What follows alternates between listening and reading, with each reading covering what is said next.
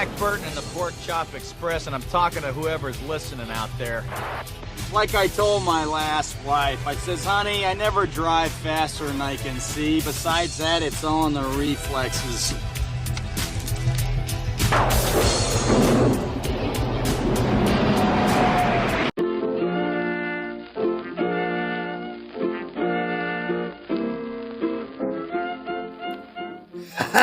You are about to listen to the Redhead Boy podcast, available on Spotify and wherever you get your podcasts from. Now enjoy the show.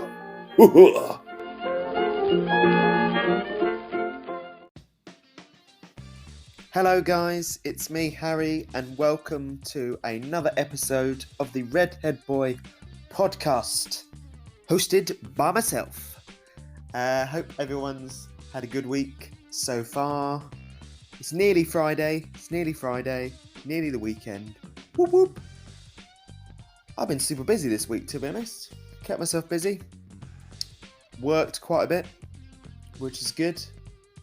And I get paid tomorrow. Yes! Get in. So, on this lovely episode 4 of season 2. Yeah, episode 4 already. I have a awesome guest on, my mate Miles Gower.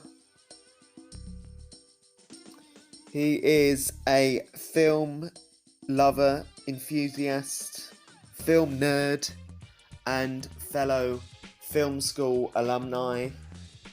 And yeah, we have a super cool chat about everything film, life in general. So without me waffling on too much longer, let's dive in to the episode. Hello, how you doing? How are you? You all right? Yeah, not too bad, Good. thank you. Just sort of had a slow morning, but I'm all right now, thanks. Oh yeah? What? Like slow in a good way? Slow to get up out of bed, get the energy to actually do anything today. That's fair. Yeah, that's fair. It's been a long week, to be fair, but yeah. Yeah? What have you been up to this week?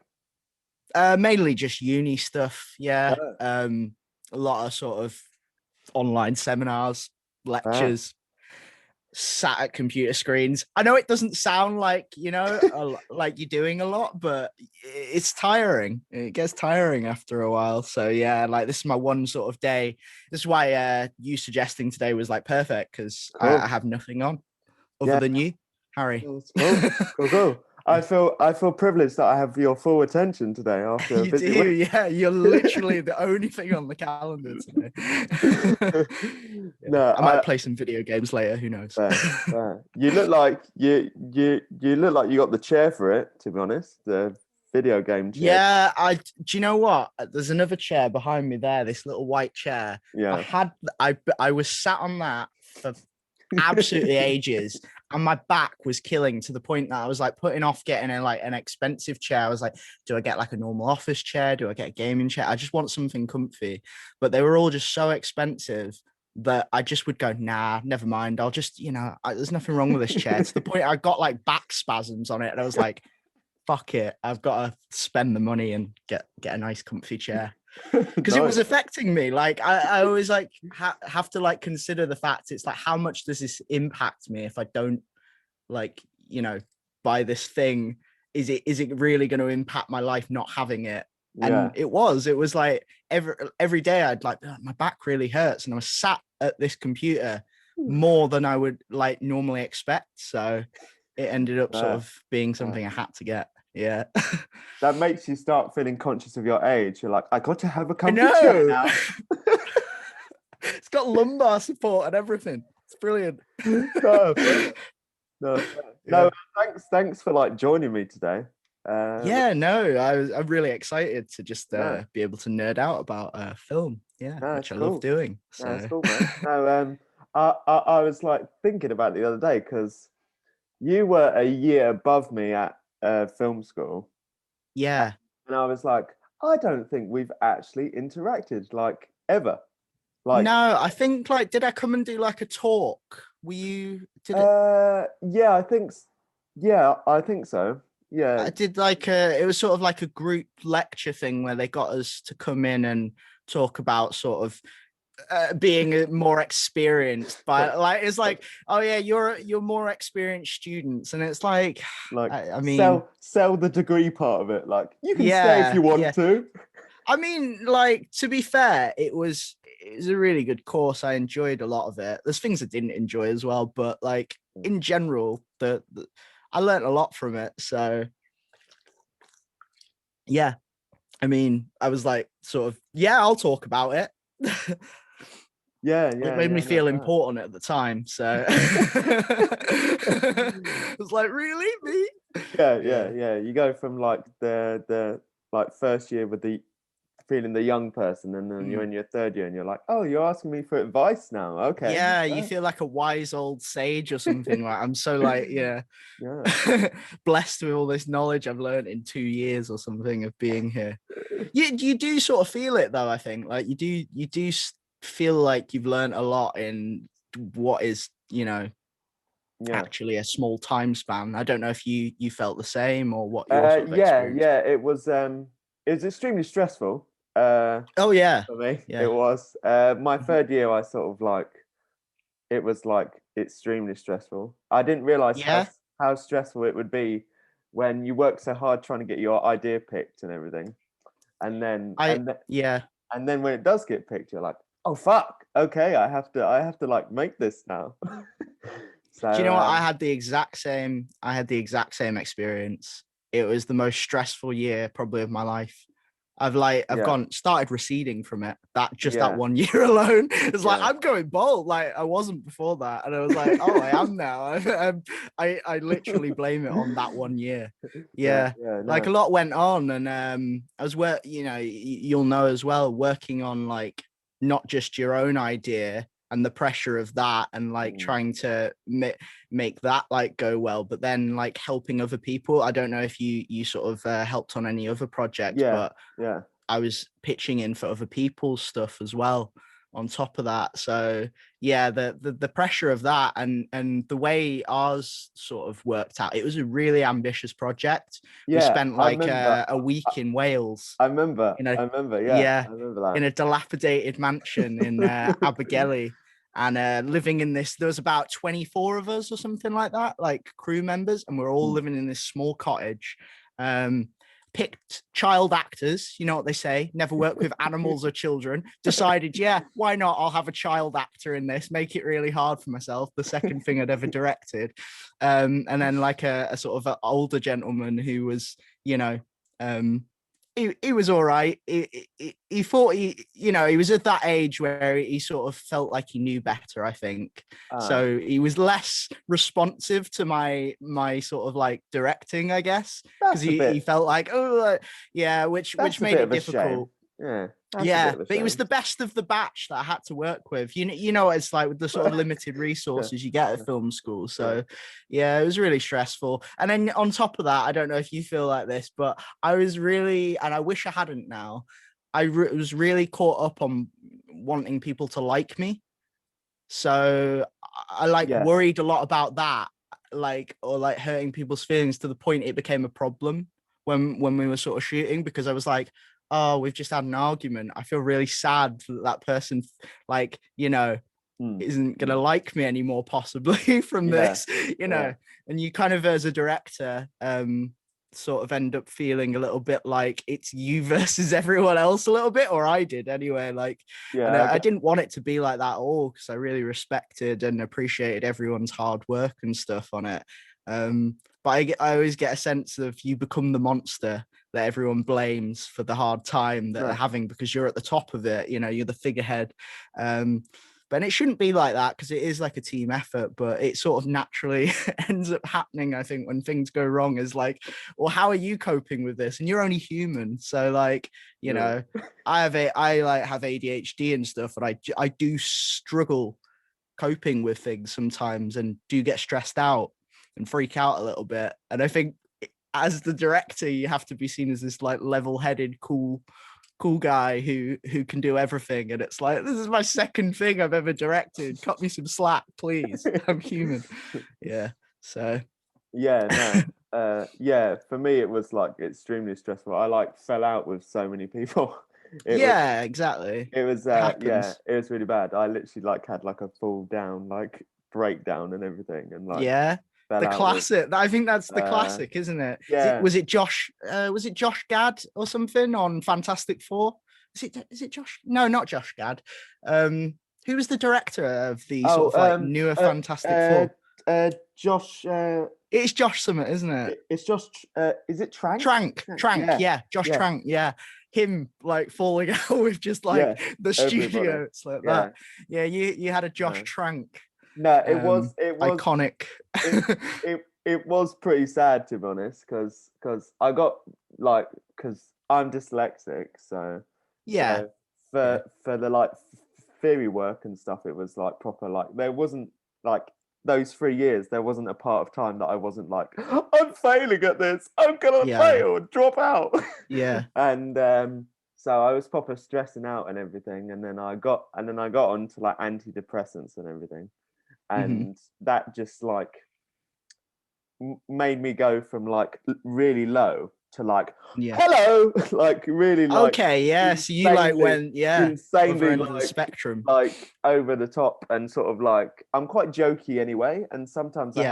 sometimes I have to remind myself that when I'm in a work like surrounding, Environment. Yeah, yeah. especially if you're like working with your uni mates and whatever, you're normally chatting jokey like with them without it, and then you go into this work space or this work area that you're meant to be like super professional, Hmm. that it's sort of like made me like super like way, but also like took my filter away completely, like Yeah. completely. So that's why I fell out with like loads of people. Yeah, people's like, I think tensions run high and people's feelings get hurt. And like I say, like Yeah. it shouldn't be that. Like I had it with our sound tech person, and they were like, um the they completely messed up. Well, it wasn't their fault that the equipment we were using broke and they hadn't realized, and so we'd done like a full day shooting, and a lot of the audio was completely unusable. So I'm having a freak out Ooh. moment. We're all living in this, you got to remember as well, we were all living in this tiny cottage. I'm freaking out. Obviously, I've got the first AD there, Laura, whose house it was and stuff. And obviously they were all sort of trying to, they were a lot better about it than I was. I was having a hard time with it. So I feel bad about it now, but I just remember being really stressed, and I didn't like, like fully have a go, but I was like, oh Jesus, like, and she obviously, like, I didn't realize in my mind that she obviously already felt terrible. This person whose Yeah. job it was to obviously do that, they felt like we're panicking because it's their mark and everything. And I think that's another part of it, is like, you're getting marked on this, like, so, and that was like her jobs. So I didn't help things, I think, but like you forget that, like, and it's not personal. You're not coming from like a place of like, I don't like you as a person or whatever. It's Yeah. literally just, this is the like job and it needed doing, and now it's not, like, and just everyone's sort of freaking out. And yeah, I had a few diva moments like that, but at the same time, I was never like, awful to people. I wasn't I didn't go out of my way to be nasty to anyone. It's just sometimes in the moment I have to stress out because that's my outlet for Yes. Yeah. it, and then people obviously respond to that. So it's almost like a breakdown of communication there. Like, I think is the problem, is like you're clapping. Yeah. Yeah, so I totally get where you're coming from Yeah. in terms of that. I do understand it. Like that whole situation though is sort of what made me kind of realize it wasn't, not that I won't ever go back to the idea of probably, like making films again, but like in terms of a career path, it wasn't sort of what I realized I wanted to do. But I still, which I know is weird, me talking on a film podcast to you about that, but like for me, I do want to do, like, I want my sort of career to be surrounded by film, but necessarily not on that side of the camera. or like, you know, involved in the production side of things. I was like, I don't have the sort of temperament for this. And I guess the thing that I love about film is like talking about it, analyzing it, enjoying it, sort of taking it in, and sort of looking into it as like a theory. And so that's why what I'm doing now is kind of a lot more exciting to me. It's like, even though it's the like film theory side of it, I love the idea of, you know, like what film means in terms of like social political things, and the sort of psychoanalytical aspects to it, cognitive, poetics of it, all of that stuff is sort of really fascinating to me. So yeah, like that's kind of what my goals are aimed at now, is more like hopefully be like a film lecturer, maybe a professor one day, who knows. Cool. Yeah, Nice. so that's what I'm sort of doing now. I'm doing my MA, That's cool. in film studies. Yeah. Where are you doing your where are you doing your MA? Lancaster University, so right at the tippity top of the country. It's one of the top 10 in the country, I think, though. That's what everyone tells me. Great. Anyway, I don't know. Like, it didn't make a difference in my decision. It was just because I live in currently I live in Morecambe, in northwest of England, and Lancaster's basically like 5 miles away. It's kind of the equivalent to like Brighton and Hove. Fair. So it's sort of that same sort of space away. So yeah, it was close to home. But yeah. Cool. No. It's good. It's good that you've like taken that experience of doing your like degree film, and like it gave you like more perspective of what you wanted to do. Yeah. It's always good. Yeah. That even if it's like a rough ride, it's good to have that experience afterwards. Going, okay, I learned that this isn't exactly which I think sometimes the degree year can sort of put pressure on you, going, you must know what you want to specialize by the time you get to that year. And then, but let's be honest, most of the people in that room still are trying to figure out what they actually really like and what they want to like. Yeah, and like realistically as well, like, you know, I don't know if the same was for you, but I always really clicked with the storytelling element. So I always went for the directorial writing side of things. Occasionally did like DOP stuff because, you know, like the sort of, I like the storytelling element of the camera. But that's what I was interested in. So like I, you know, dabbled in other areas because you need to know that stuff. But I always wanted to do the sort of my favorite part of film development, like the whole production process, is the script writing. That's where I'm most at home, because it's this almost solitary thing that you then every draft. I noticed you're writing a script at the minute, so I don't know if you're going through this, but like every draft you do is like, you'll do it. And then I loved, this was one thing I did love about film school, is that bringing that script in that I'd worked on every week and being like, okay, what do you think of this? I've made some amendments to the script. This is like the next draft. And people would give you their, like, you can pick it apart and it's great. And as long as you have like, I had like much more thick skin for that than actually being on set.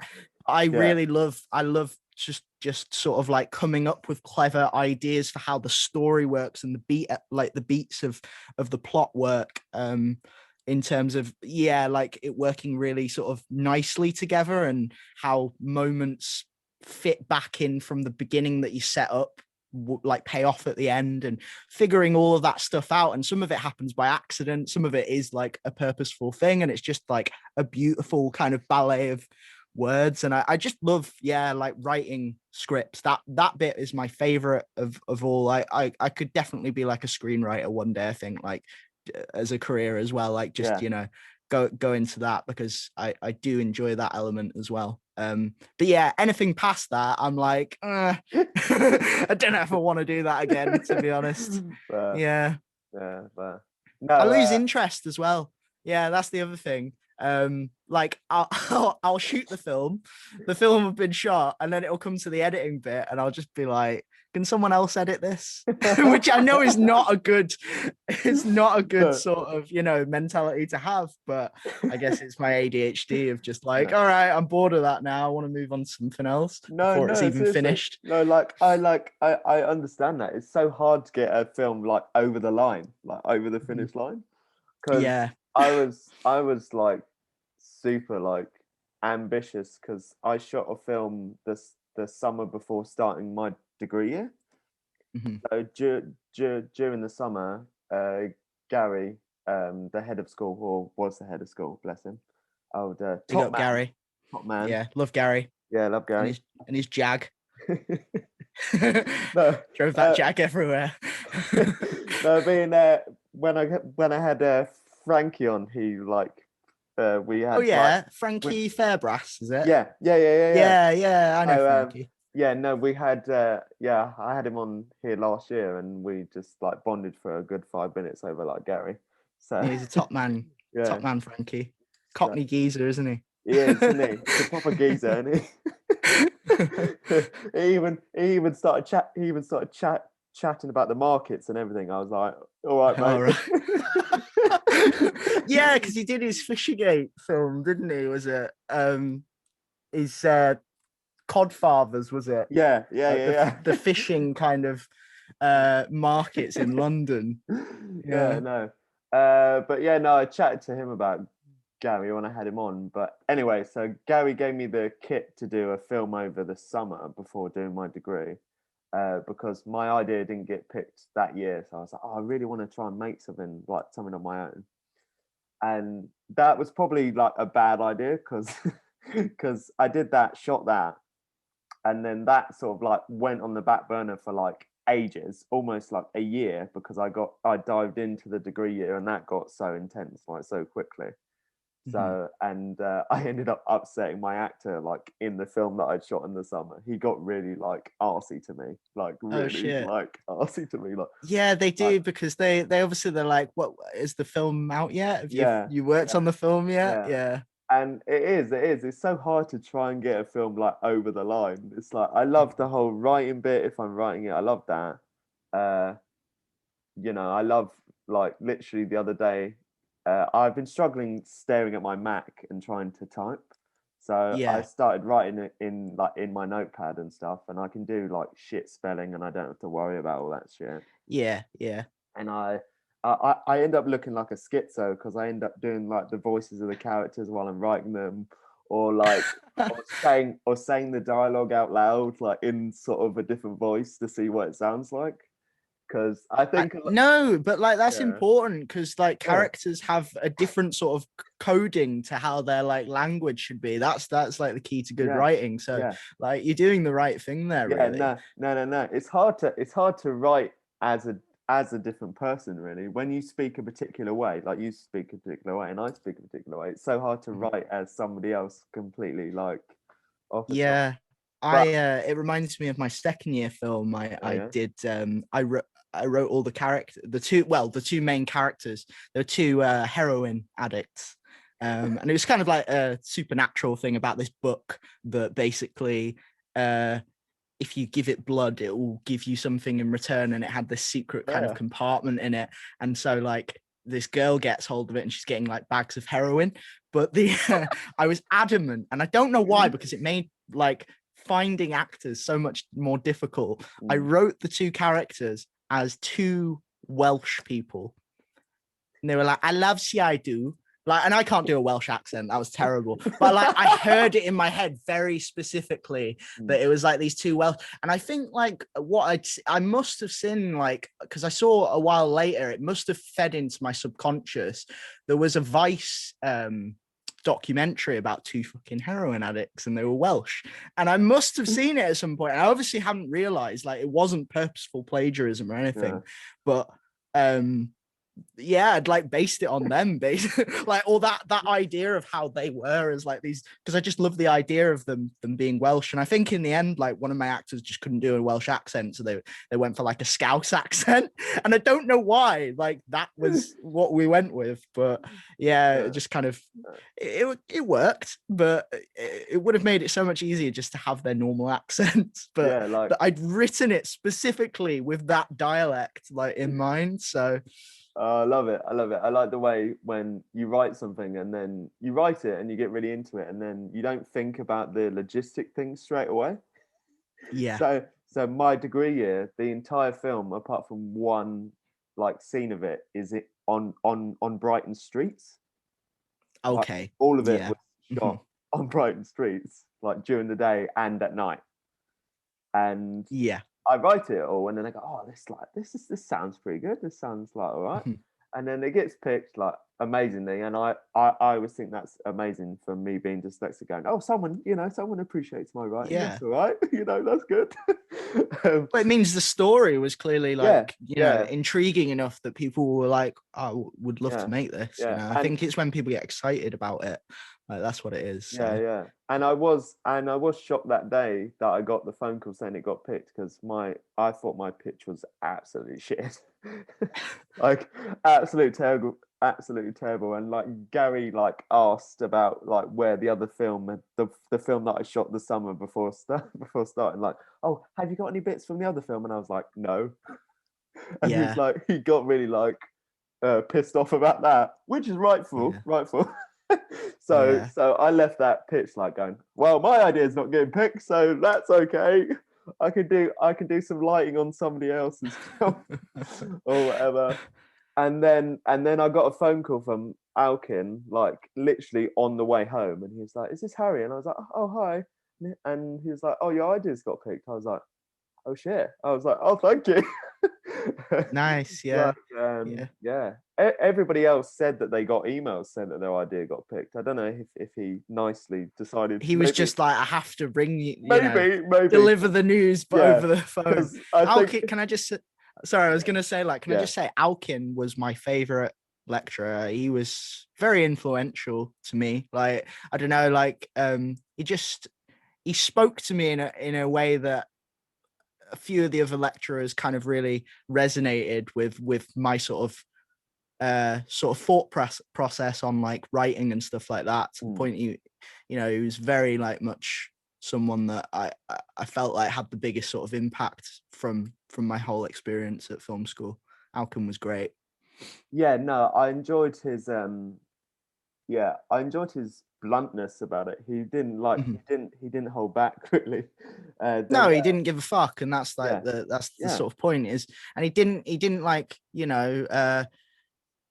wrap everyone in cotton wool either, because that's a more realistic version of what the film industry is going to be like. Is like, if your idea is crap, it was like he would tell you. He wouldn't obviously be nasty about it, but like the amount of times he would like read something and be like, "Okay, well, your film's about someone with Alzheimer's, so what?"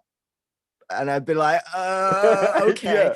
But then like he'd be like, "Yeah, but like, well, why, we've seen that before. This house is a metaphor for Alzheimer's, big whoop. Like, so what?" And then so I went away and like wrote this film about like a relationship, about like a granddad and a granddaughter, and it being like through the lens of Alzheimer's. And he was like, "Okay, now you have a film." Like, and it sort of, so him being like, "Well, you just writing a film about like very matter of fact like things about Alzheimer's, like, so what?" And then like I was like, it made me think, and then sent me away, and I wrote this like really interesting story relationship, and it was like through the lens of Alzheimer's. So by him doing that, by him being a prick to me, and not just being like, "Oh, it's really good, Miles," like it I was all the better for it, So that's why he was a good teacher, I think. He could make your back go up like automatically. He's a scary guy in that sense.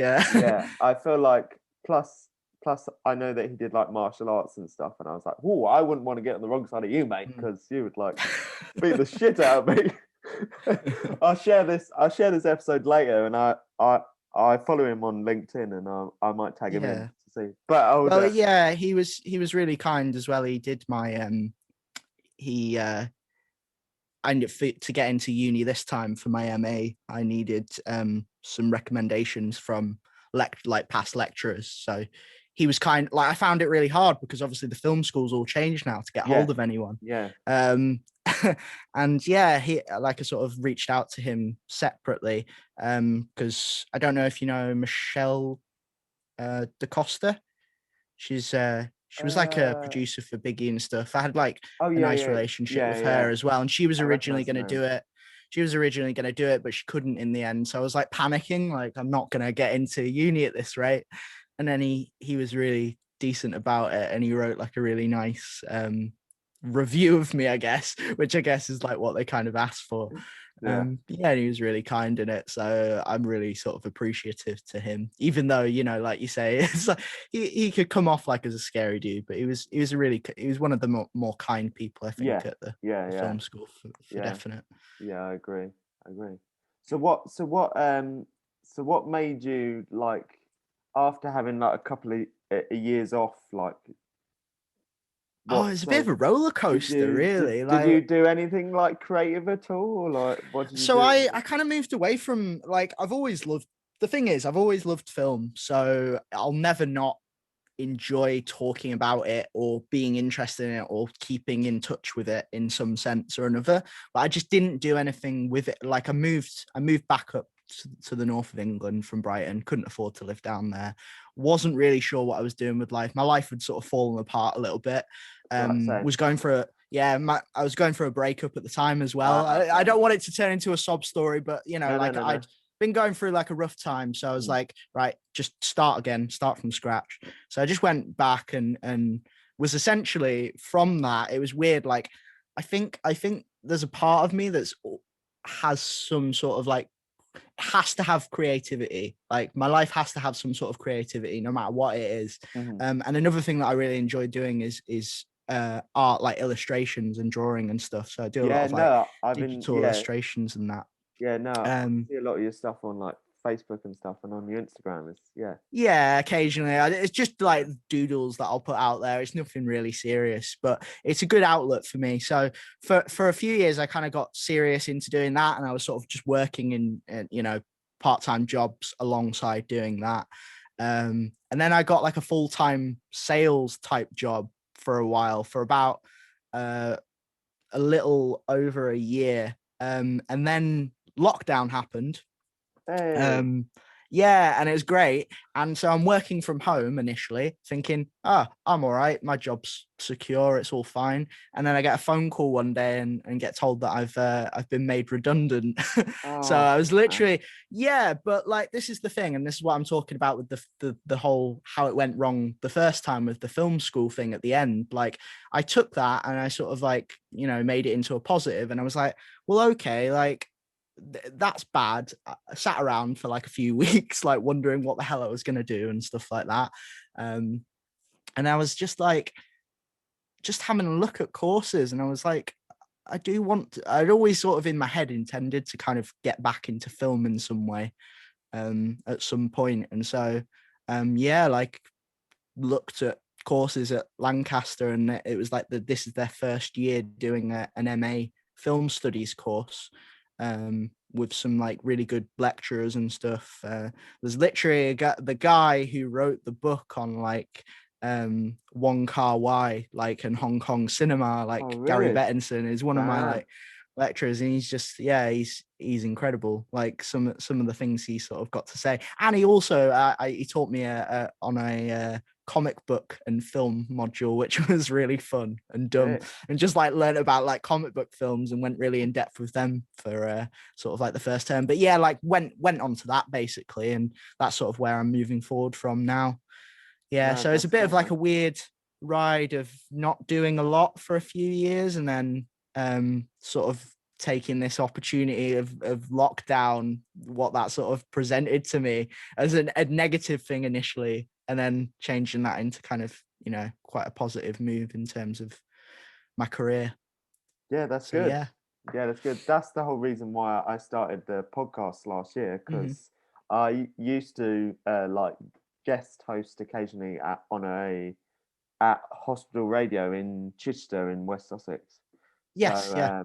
yeah, so I used to do that like every other week, and then lockdown happened, and I was like, oh fuck, I'm gonna miss like doing that, and I was like, oh fuck it, I just start a podcast and whatever. It's still like in its bare bones and everything, and I like the way like Frankie showed me up as well. Like I see you with your little like professional microphone in the like at the bottom. Yeah, but we've had And a conversation about this. I yeah, literally only got this because yeah. I'm planning to do the same thing as well. So like, I want to do a podcast eventually. But I'm just sort of in the process of figuring out how to do it, because I want an interesting angle on it. Everyone has their own thing, like, Yeah. and I think like I want to do it in a way. I don't want it to just be, the same as everyone else's. So I need to figure it out, like how it's going to be. But yeah, like Frankie's got one as well. Did you say? Yeah. I haven't actually listened to it. I don't think he's done one for a while, but yeah, no, he said he has one where he chats to his mates about films and stuff.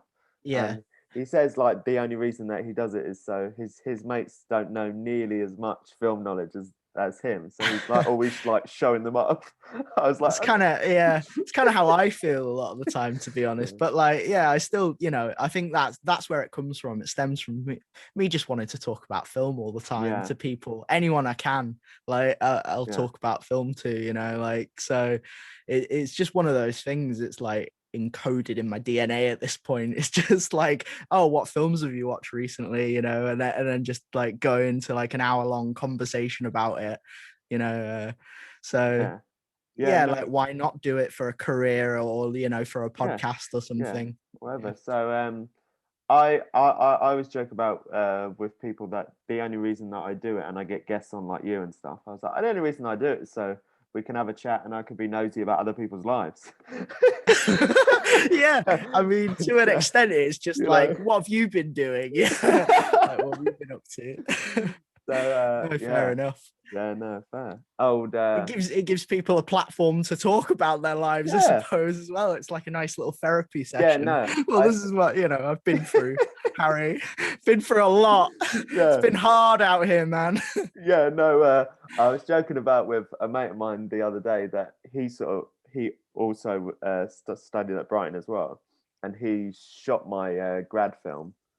Probably the only person that I'm still like good friends with, and he said, remember, he literally said to me, it's like, whenever we talk, you don't have to mention like the third year all the time. And I was like, okay, I won't. You end up like you have that connection with. You get a bit of baggage to it, I think is the thing. And then it's like, do you remember? You don't have to like discuss that anymore. And I was like, yeah, okay. I was like, literally the start of this year, I was like, I'm gonna, start writing again and actually like make a short film to see if I still like enjoy that arena. To prove it to yourself, essentially, isn't it? Because I think the thing is, you come away and it's like everyone else goes off and you don't know what they're doing or what they're thinking. I'm still in touch with a lot of people from film school and stuff, and like mainly online and that, but I have like a lot of respect and admiration for a lot of the people in my year, and everyone sort of seems to be doing well in their own ways, but like lots of people have gone off and just done things that have nothing to do with film, and that's fine and that's great. But like it's just like everyone's sort of, from what I can see, is still at the core of who they are. They want to create things and they're creative people. So I think there's a big aspect of that, but you don't have to prove anything to anyone, like that is the other side of it. Is I have to like remind myself, no one's like checking in on me, wondering how successful and how much of a big shot I am, like, because I'm not. But like in my head, I'm like, oh, like I should have done more with myself by now. And really, it doesn't matter. You go at your own pace. Life throws whatever it does at you, and it's like. It's more the sort of getting through it and how you do and how you handle that I think is important.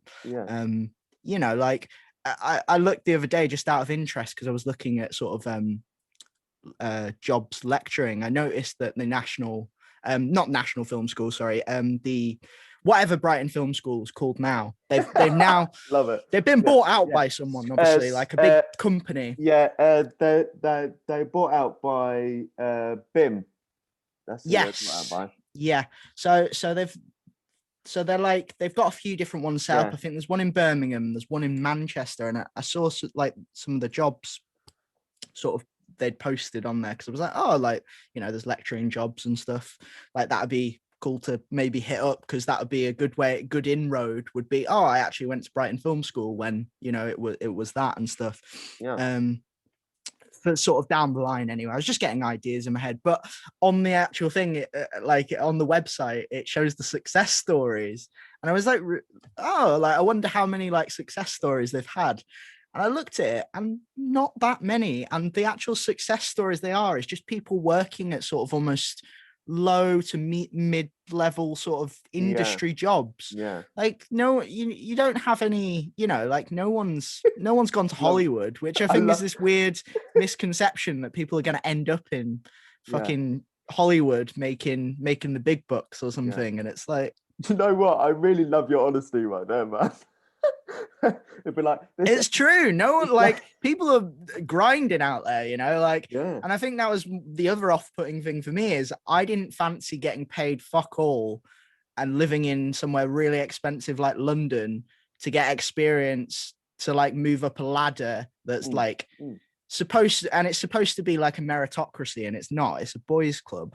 Like, you've either got to have like rich parents who are paying for you to like live there while you can establish yourself and, you know, get connections, or they have connections already, or you get really fucking lucky, or you do it your own way and you carve your own path. And if you look at any of the sort of filmmakers that kind of became prolific in their own way and they didn't go that route, like Shane Meadows or Danny Boyle, by the time they started getting actually successful, they were well into their like late 30s, 40s and upwards. Like they were already old men at that point. It took them years, and that's the thing is you just got to like move forward. There's no right or wrong way to do it, I don't think, as long as you got a goal in mind.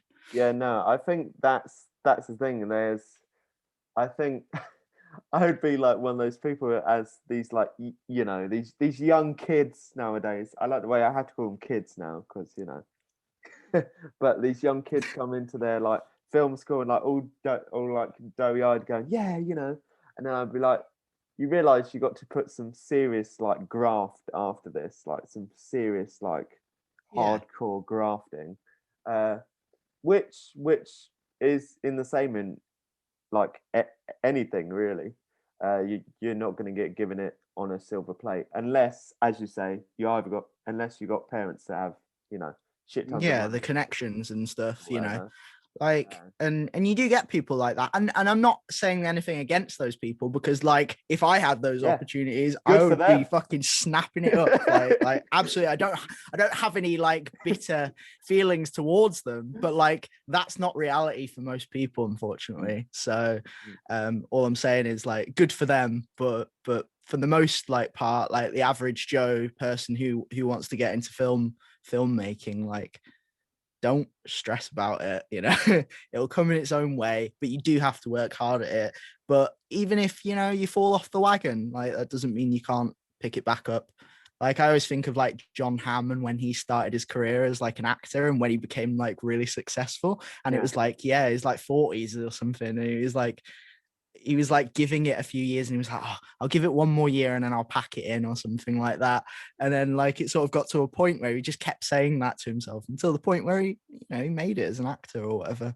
So I always just think of it like that. Is like there's this weird ticking time bomb thing of you getting older, and it's like, well, what have I got to show for it? And you feel like you've got stuff to prove, like to people as well. Like I don't know, like relationships I've had, for example, where I've just been like, well, this is what I want to do as a career, and it obviously just moves so slowly that you're like, honestly, I'm gonna do like, I will get there eventually. You just gotta like stick with me. And it's not, you know, it just feels like you're constantly having to like remind them that you're working hard or something, like kind of like, trying to prove yourself with creative stuff like this, and it shouldn't be that, I don't think. Yeah, like, I'm worth it. I promise, I'm worth it. Mhm. I'm worth it. Well, it's just because it's not like, a traditional Yeah, job that's seen as like a success. It's like too much of a risk for some people, like to take a career path like that. So, but the thing is, like, I don't know any other way to be than to be like a creative person. That's who I am. So like, I don't care if I make like money off it or not. Like, I can't not be that. So, I'd Yeah. rather that than get depressed trying to just, work in sort of retail my whole life and not getting anywhere. yeah, Because yeah. that's the sort of like the choice you have, is like, you kind of go the basic routes of working in office jobs, retail, what everyone else does, and there's nothing wrong with that. But if you're like a creative person who it's, like that's a vital part of my sort of existence, is making things, or like, talking about film, or just anything generally, like, that sort of piques that interest in me of wanting to like read, or like write something, or like be interested in a story, that I'll follow that. But like, yeah, I find it the times I've got the most depressed is when I'm not doing that, like, at all. Yeah. Like, when I find that, oh, like that part of my life isn't there at the minute, and that's why I'm getting like so depressed, because I need that outlet. I think it's like there's like a really good TED talk that what's he called? Training Day, not Denzel. Ethan Hawke. Yeah, Ethan Hawke, yeah. yeah. So he did like a TED talk, and he's basically like going on about like creativity. And he says in that, he's just like, it's not like this nice, oh, that's nice, like creativity is nice. It's like, it's not that. It's vital. It's vital to like life, to enjoying life and what life is about. And I totally agree with that. Like, I don't think there's another, way to be if you're that way inclined, for people like me anyway. Yeah. So that's my perspective on it. Like, I can't speak for everyone else, but for me, like, I can't not have those things in my life. Otherwise, I'd just, Yeah. probably kill myself. It's true. No, fair. Not to get dark about it, but Yeah, it's not true. too dark. Like, It'd be like, we're like really selling this whole like creative. be a creative, or you will die. Yeah. Well, first we're really selling that, and then we're really selling like film school as well. It'd be like, you can go if you want to, but you're like have several breakdowns, and you'll find it extremely stressful. I mean, you don't have to go to film school. Everyone finds their own way. I just found like sometimes I need. That's the other thing, I guess, is like having structure. Yeah, I need structure in my life. So, like, I need someone to be telling me what to do, like in my own way, because if I'm left to my own devices, that's the other thing, is like it just all sort of, it becomes a bit chaotic. But like, I think that's just how my brain works, is like, it's nice being in uni at the minute because I know that I have like deadlines, and like I'm at the minute, like, this is funny, I'm reading Twilight because I've got a Gothic lit module that I'm doing, and one of the readings for it is the Twilight books by Stephanie Meyer, and I would never have thought that I would read Twilight, but I am, because uni is telling me to. Do you have to read all of them? Well, yeah, I mean, hopefully, I'll see how it goes. No, I only have to read the first one, but Okay. I might not even read the whole thing. I might just sort of like pretend I've read it. I don't know. I'll see how much I enjoy it. See how much you get into it and stuff. Mm-hmm. No, fair. No, I would. No, since you mentioned it like earlier about like, actually going back to your point about how you feel like it's something that you have to do.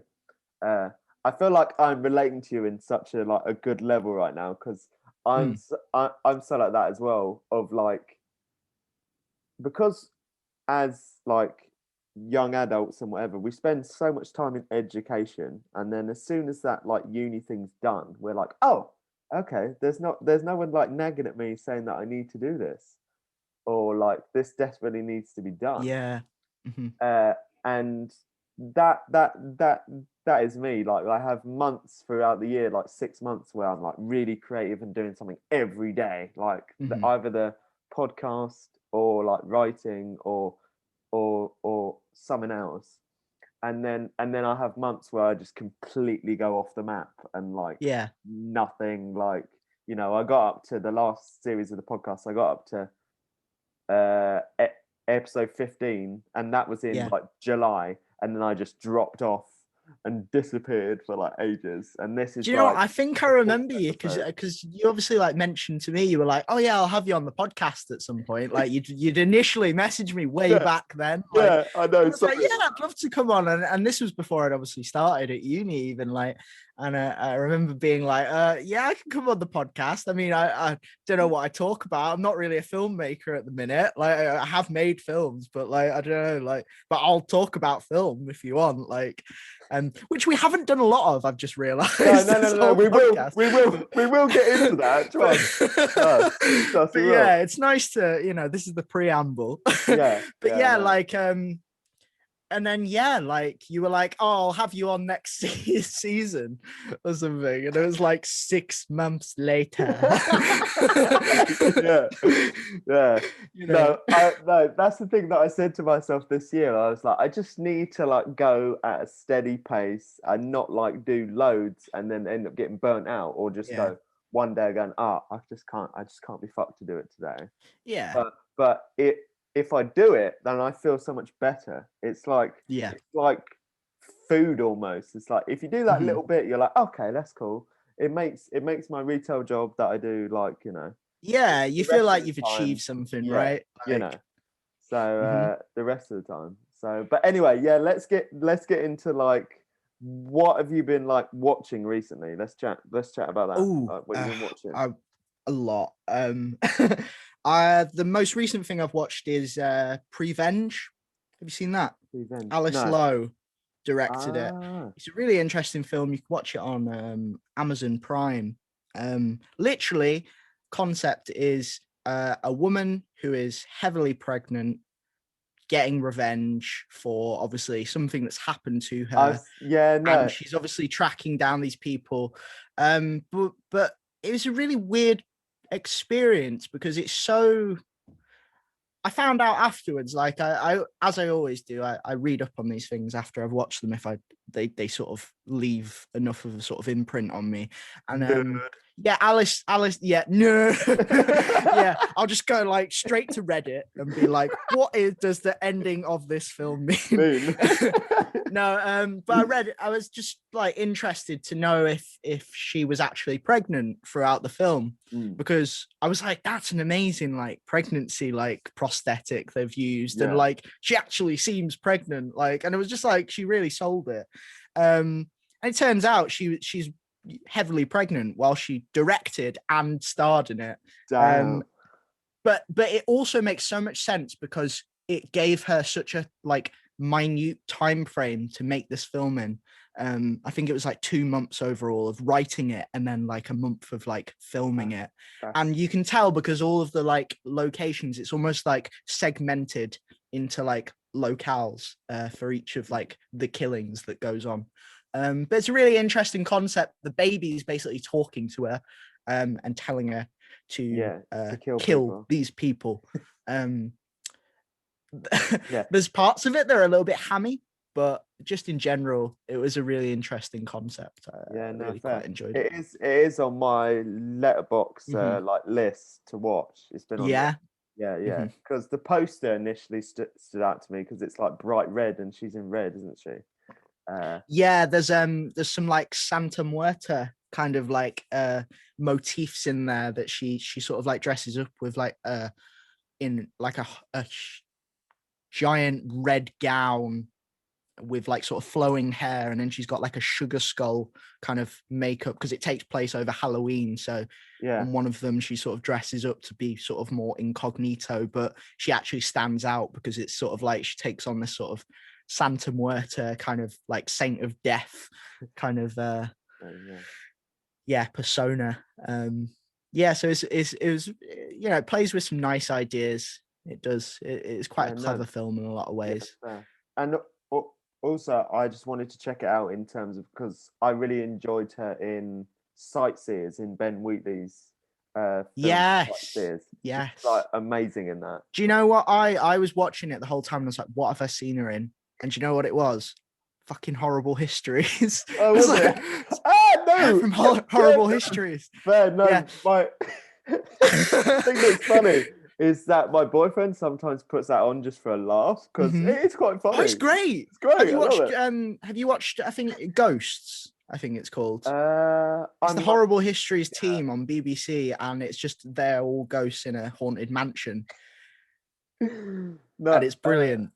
Yeah, no, I must have, but yeah, no, I have to check it out. But yeah, no, that's where I've seen her face recently as well. Yeah, I was like, where have I seen you from? Yeah, I literally had that the other day. That's hilarious. But yeah, no, she's great in Ben Wheatley's film. That, like, I love the way how she's so like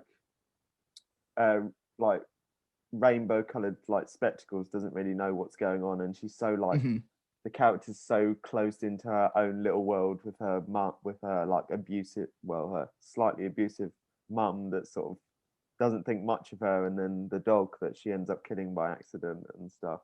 Spoiler, if anybody hasn't watched it. But and yeah, that film is just like great. I love that film. Yeah, so, she's a really good actor, I think, as well. Like, she just in general, because she's clearly like quite a good comedian, and I think that makes her in general a good actor. The way she plays this character is it's darkly comedic, but she plays it just as like a straight pregnant woman, but it comes off really funny because they're not like taking the mick out of the fact that she's pregnant. They're not playing to that so much. You know, she's experiencing these things as a pregnant woman, but it's like the humor comes from the fact that she's in these weird situations as a pregnant woman, and it sort of makes it kind of quite funny. Like the sort of there's a scene where she tries to go rock climbing, like at this sort of indoor rock climbing center as like a pregnant woman, and the guy's just like, "You sure you should be doing this?" She's just like, "Yeah, I'm fine." Like, but it's all kind of, you know, to forward her sort of mission of revenge. Yeah. I love films like that when they have like such clever like concepts, or such a clever like in point where you're like, oh, this is like this, and you automatically have a grin on your face going, this is hilarious how someone's like come up with such a clever concept. And yeah, I remember talking to my boyfriend about it, and he was like, it's okay, you just watch that by yourself, it's fine. I was like, okay, I will. Yeah. I mean, it's not for everyone else. I watched it with my girlfriend and she didn't really enjoy it that much. She was just like, I don't really get this, like, because this is just a bit strange at points. But yeah, like, I like that it played, like, there's a bit where, I won't ruin too much because I know you're going to watch it, but there's a bit where like she gets hit in the stomach and she's like, oh, and she plays up to the fact that it's like, you shouldn't hit like a pregnant woman, even though she's got like a knife in her hand at this moment in time.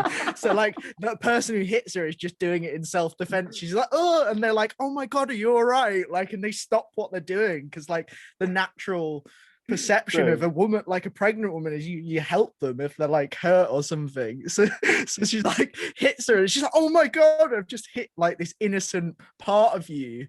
But like the kind of funny side of that is the baby's like, do it, kill her, like from in her head.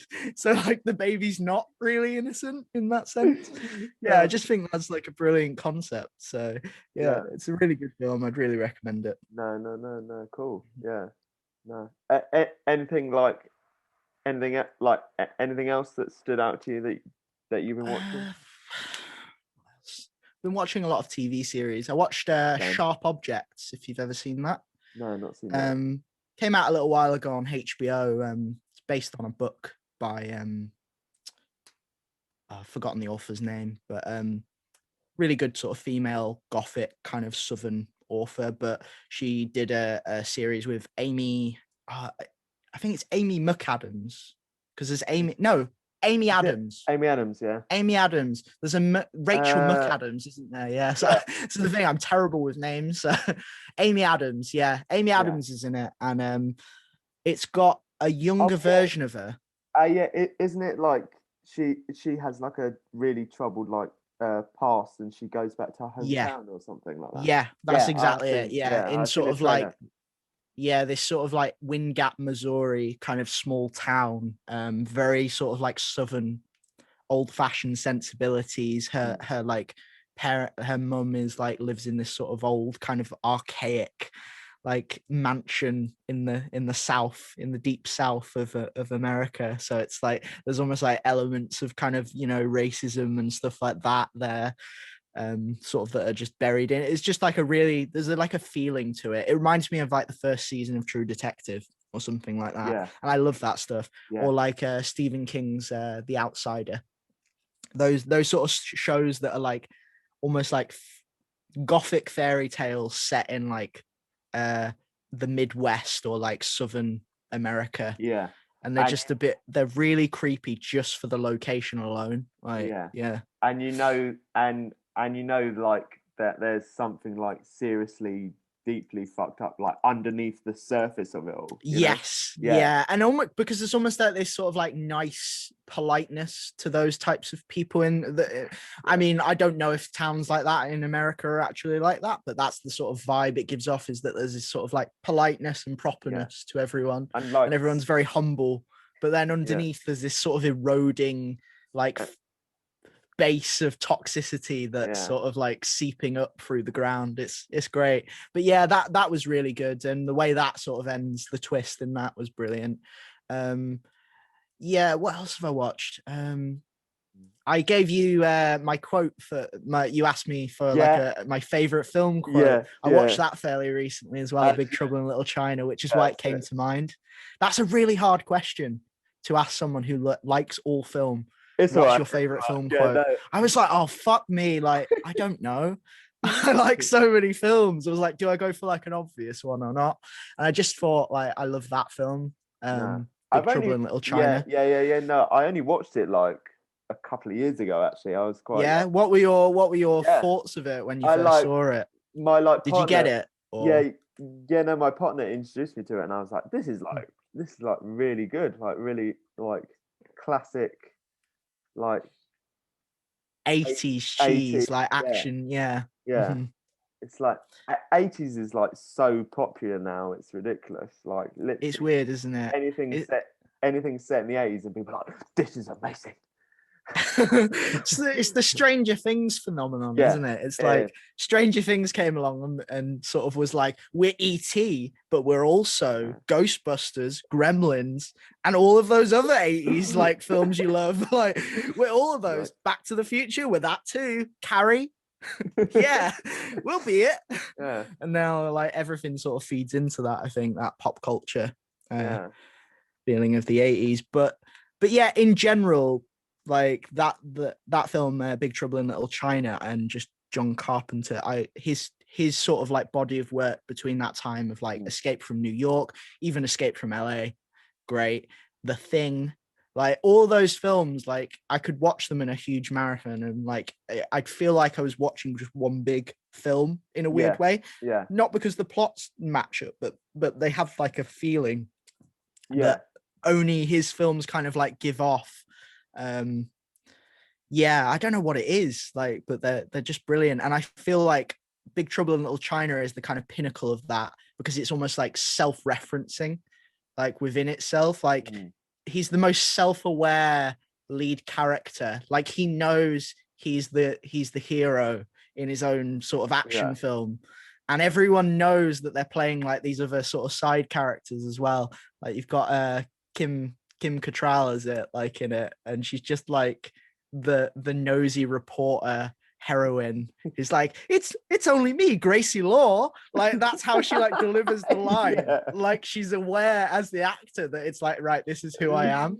Yeah. And what I love about it is how his character comes across as the hero, but he does, the only thing redeeming moment he has in the film is right at the end, when his his look reflex thing comes into play, where the bad guy throws a knife at him and he catches it and somehow throws it back. Beforehand, he's like steamed into a building with a machine gun and just shot the ceiling and knocked himself out for the whole fight. Like, everything he does like is just so like comedically bad, like as a sort of like as the punchline. It's and then that at the end is like his one redeeming thing and makes him the hero of the whole film. Yeah. But like he plays it as the hero, and it's like, I know what I have to do. But it's actually that his Chinese sidekick who's kicking everyone's ass the whole film and like getting the job done. And he's just there like talking up a big game, like, yeah, we can do this. Like, I've got this in hand. And he has no idea what's going on, really. And I just love that. I love that. Yeah, he plays it so well, Kurt Russell. It's clever when you have films that are like so self-aware that it's like, yeah, of what that entire thing is. It's like, it's really clever and stuff. Yeah, funny. And that was the episode, me chatting with Miles about everything film, life, breakdowns. I had a super good laugh chatting with him. He's a super cool guy. Some awesome film suggestions there, Miles. Thank you so much. And also, because we ended up chatting for a astonishing 2 hours, I got some good news. This is a two-parter. So tune in next week for the next half of my chat with Miles. And thank you guys for tuning in to this. Hope you guys enjoyed it as much as I did talking to Miles. And tune in to next week for the next half. Yeah, I just wanted to acknowledge today of the sad loss of the fundraiser hero that is Sir Tom Moore, that died on Tuesday this week. We all know the amazing Captain Tom Moore from raising nearly, this is incredible, raising nearly 33 million for the NHS during the COVID pandemic last year. I can't believe, I read up that I can't believe his target was originally to just raise £1,000, and the incredible war hero that he is managed to raise nearly 33 million. That's incredible. You truly are a inspiration, Captain Tom, and you will be sadly missed. So here is a little tribute to you, sir.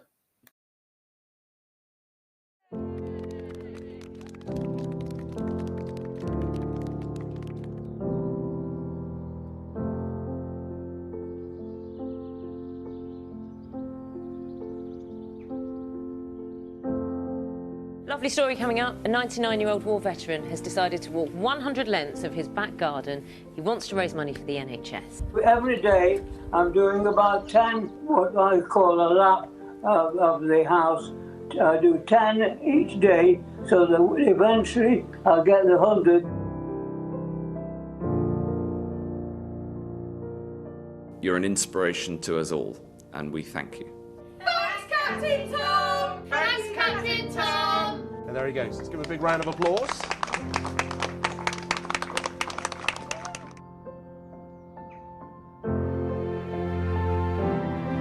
"100 laps of his garden during lockdown. All of the money going to NHS charities. A guard of honour from the 1st Battalion, the Yorkshire Regiment.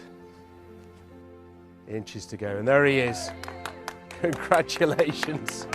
Well done. I'm surrounded by the right sort of people, so yes, I feel fine. I hope you're all feeling fine too.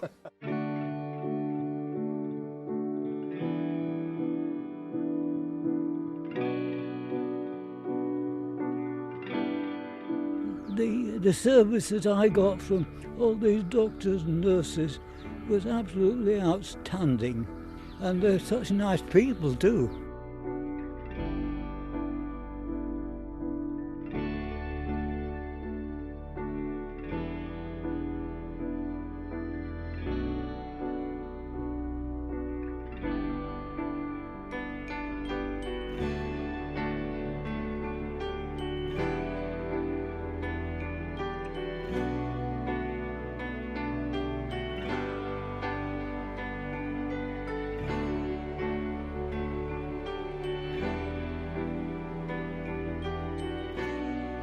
It's a wonderful story at a time where, frankly, everybody needed it. I'm a great believer that people are fundamentally kind, and this is just the most wonderful way to show it.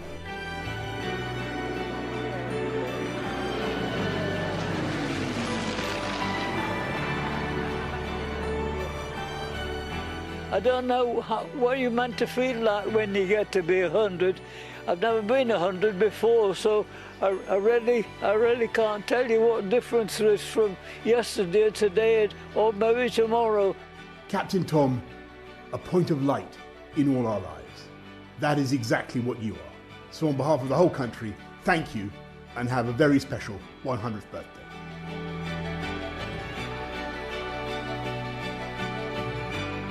To get letters from the royal family really is something which I never ever anticipated, because they are to me such good people.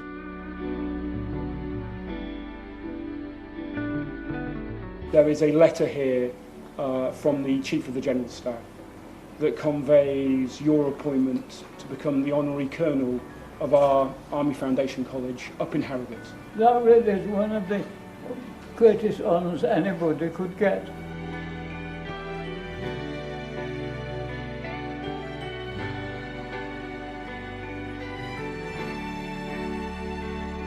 I just need to say congratulations, because you are the UK's official #1. That really is truly amazing, isn't it?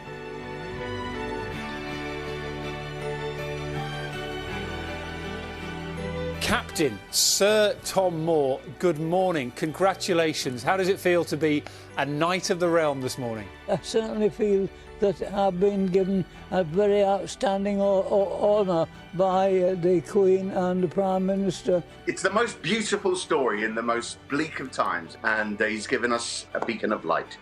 It's wonderful. I never ever anticipate ever in my life anything like this. It really is amazing. And I'm saying to everyone, thank you very much to everyone, wherever you are.